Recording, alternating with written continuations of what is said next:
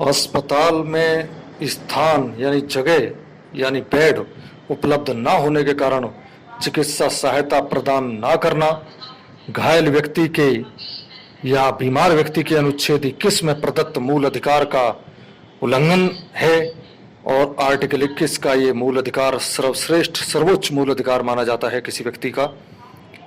न्यायालय ने कहा, माननीय सुप्रीम कोर्ट ने कहा कि मानव जीवन की संरक्षा के लिए यानी प्रोटेक्शन के लिए पर्याप्त चिकित्सा सहायता प्रदान करना राज्य का संवैधानिक दायित्व यानी कॉन्स्टिट्यूशनल लायबिलिटी है। अस्पतालों में स्थान या बेड की कमी या वित्तीय कठिनाई यानी फाइनेंशियल प्रॉब्लम के आधार पर इस संवैधानिक दायित्व से राज्य बच नहीं सकता है और केंद्र और राज्य सरकारों को इसके लिए अस्पतालों को पर्याप्त धन उपलब्ध कराना चाहिए।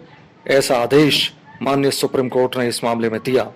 केस था पश्चिम बंगाल खेत मजदूर समिति versus state of West Bengal 1996 Supreme court.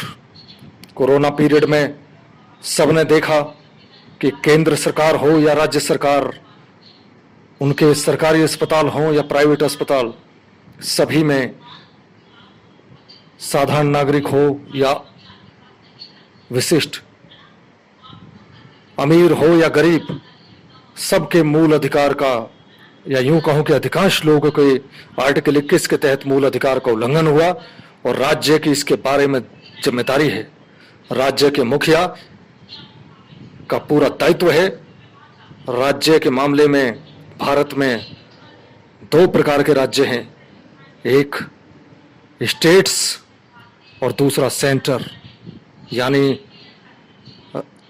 राज्य सरकार के मुखिया मुख्यमंत्री जो कि सीईओ की तरह काम करते हैं, सीईओ चीफ एग्जीक्यूटिव ऑफिसर, मुख्य कार्यपालिक अधिकारी यानी राज्य के मुखिया की तरह काम करते हैं, चीफ मिनिस्टर यानी मुख्यमंत्री, उनका दायित्व है, कैबिनेट का दायित्व है, ब्यूरोक्रेट्स और मेडिकल ऑफिसर्स का पूरा पूरा दायित्व है।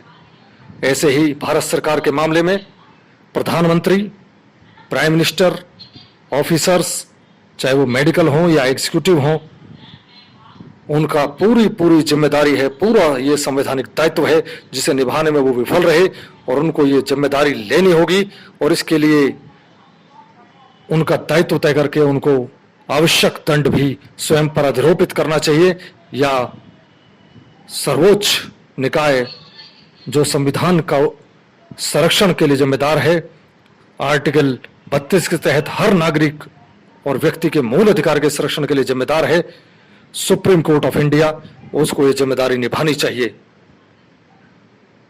अन्यथा जनता का राज्य और उसके प्रमुखों में भरोसा कैसे रहेगा जब वो अपनी जिम्मेदारी को निभाने में विफल रहे, जब वो छोटी छोटी बात पर जनता के टैक्स के हजारों सैकड़ों करोड़ रुपए का फंड फूंक देते हैं उनके अपने प्रचार के लिए।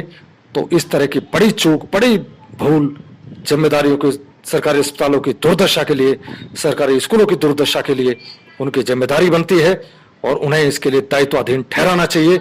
संसद को भी, राज्य विधानमंडल को भी, विपक्ष को भी, एनजीओ को भी और अंततः जनता को भी।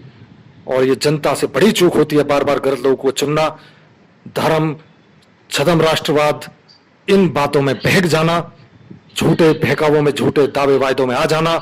ये पाखंड नहीं चलने चाहिए। कोई भी पार्टी हो, कोई भी व्यक्ति हो, संविधान के तहत लोकतंत्र में, भारत जैसे देश में विधि का शासन चलना चाहिए, क्योंकि लोकतंत्र में विधि का शासन, रूल ऑफ लॉ चलता है, ना कि व्यक्ति का शासन।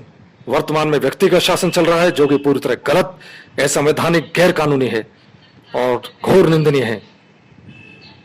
इस पर सभी विचार करें और जनता सोच समझकर वोट करे। जात पात धर्म सब चीजों को एक तरफ रख, जो लोकहित के लिए काम करे, असल में काम करे, झूठ पाखंड से दूर हो, उसको ही सपोर्ट और वोट करें अगले हर चुनाव में, चाहे राज्य का हो या केंद्र का हो। जय हिंद, जय मानवता, नमस्कार।